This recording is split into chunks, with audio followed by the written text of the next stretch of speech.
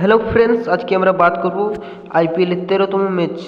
কাল যে ম্যাচটি খেলা হয়েছিল লখনৌ সুপার জায়ান্টস এবং পাঞ্জাব কিংসের বিরুদ্ধে, সেই ম্যাচটির ব্যাপারে আমরা একটু আলোচনা করছি।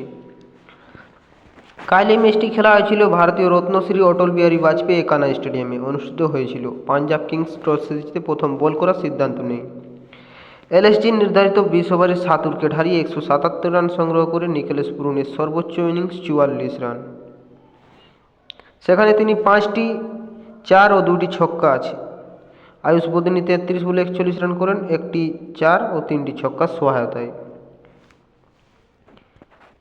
আব্দুল সামাদ 12 বলে 27 রানের ঝড়ের ইনিংস খেলেন।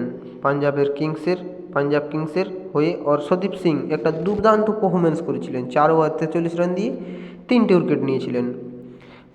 জবাবে পাঞ্জাব কিংস 16 ওভার 2 বলে 2 উইকেট হারিয়ে 177 রান করে জয় নিশ্চিন্ত করে। প্রভসিমরন সিংয়ের একটা অসাধারণ ইনিংস ছিল। 34 বলে 69 রানের দুর্দান্ত ইনিংস খেলেন তিনি, যেখানে তার 9টি 4 ও 3টি ছক্কা ছিল।